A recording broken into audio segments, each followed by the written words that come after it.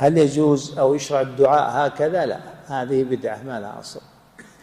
الدعاء ترفع يديك هكذا، تضم كفيك ضما كما هو مذهب الحنابلة، كما نص عليه في كشاف القناع، وذكر في حديث ابن عباس قال عند الطبراني بإسناد ضعيف، ولم أجده أنا عند الطبراني. أو تفرج تفريجا يسيرا كما هو مذهب الحنفية، كما في حاشية ابن عابدين، وذكره ابن قاسم عن ابن عابدين من غير إشارة، فأوهم أنه مذهب الحنابلة، وهذا يعني غير جيد، هذا غير جيد. والغريب أن ابن قاسم في الحاشية ترك اللي في كشاف القناع،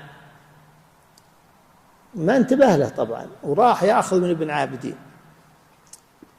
فهذا هو السنة. أما أن يعني هو أحدهما هو السنة، ما عندنا جزم لأن ما في نص صحيح صريح، لكن أحسن ما يستدل به أحاديث التقنيع، قال وقنع وجهه بيديه، يعني هذا التقنيع ما يكون هكذا، التقنيع يا هكذا يا هكذا، كل هذا تقنيع.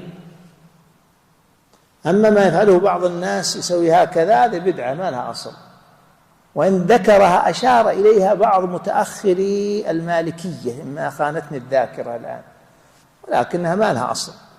ولذلك عللها بعض العلماء قال الذي يريد شيئا إنما يضم كفيه حتى ينزل عليه الخير في كفيه، لأن هذا إنما ترفعها كالمستعطي، كأنك تستعطي من الله، تريد أن يوضع، كأنه تريد أن يوضع لك في كفيك الإجابة.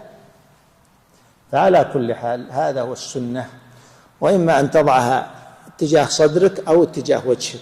وفي الاستسقاء ترفعها هكذا حتى يرى بياض إبطيك، ترفعها في الاستسقاء وتكون كفيك هكذا إلى السماء، لا هكذا، إنما هكذا تكون إلى السماء، وهي إلى بطونها إلى وجهك.